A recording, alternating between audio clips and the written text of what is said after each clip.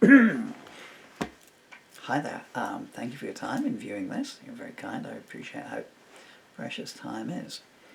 My name is Paul Murphy. I say this at the start of every video. Some of you have been watching these all the time, so you must get bored of that, but you know, if you're new, I just first time viewer. Even though it says so in the title bar at the top, I still like to introduce myself to you. This is a series of readings from my my latest book, which is yet another anthology of I don't mean that now. Yet another anthology of my well, this one here is song lyrics and performance prose.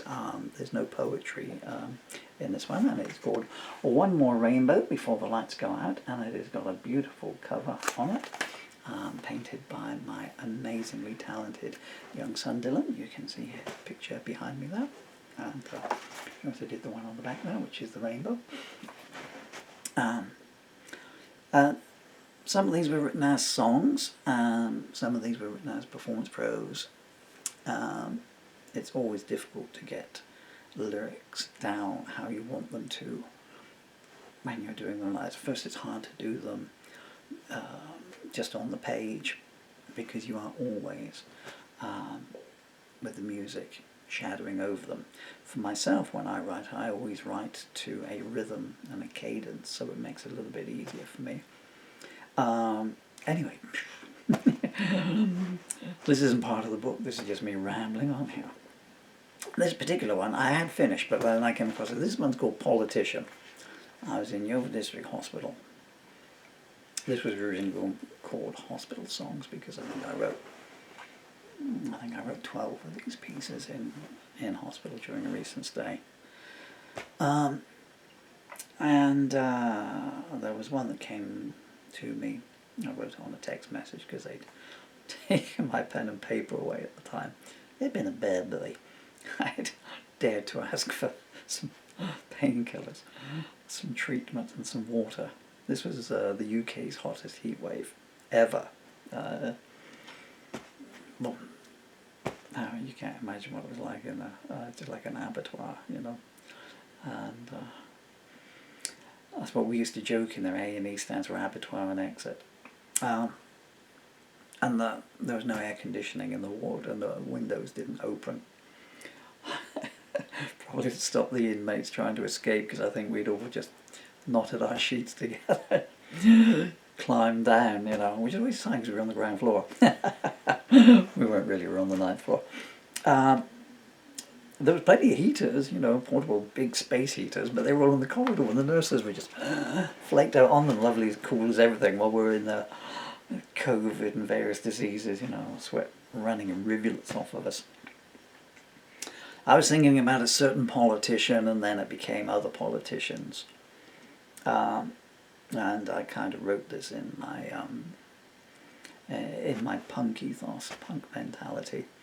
And it's nice to know that I can still do 19. Well, I wasn't playing in 78, but you know, I still had the, you know, sort of the punk ethos of 78.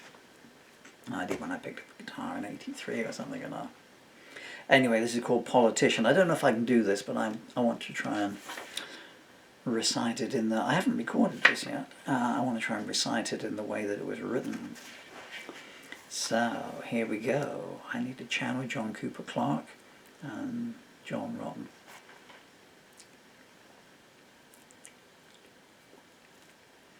You putrid little nobody, who do you think you are, sneering at the homeless as you drive by in your car? If they don't vote, then they don't count. That has been your mantra. But my guitar is loaded up, and it's pointing at ya. Leave your conscience at the door, your soul in the trash. The only things you're in it for are ego and some cash. Your trophy wife, she looks so nice, she turns her mind away when you come home from your secretary's hotel room saying, I've had a busy day. Pensioners are starving, you stifle out a yawn. You sigh the dead don't vote, my dear, let's just move along. There's apathy upon your face, powder up your nose, brown envelopes in your back pocket, strange stains on your clothes. You get told there's evidence that your local police are corrupt. You head for the shredder, turn it on and shrug. So what? When I've been a bad boy, they kindly look the other way. They cover up child abuse as well. Boo-hoo to you, I say.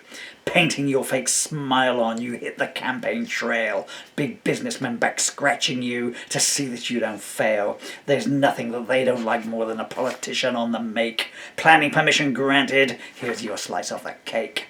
You don't care your constituency's cracking down. It helps to keep the price of your own coke down. Do you know how I am were the words that you said as you forced the receptionist into your bed?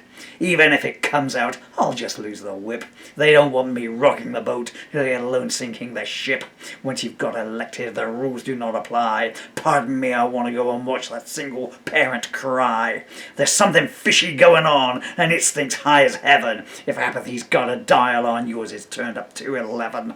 But the higher up they rise, the harder down they fall, and we'll see you in the cesspit when justice comes to call. No, politician. There's about 50 verses to that, by the way. I mean, I could just write about that guy forever, because it became a wider issue there as well, you know, and it stretches across political parties and stuff. Thank you for your time. I've been Paul Murphy, and I'm going to go lie down with a wet halibut now. Man's got to have a hobby.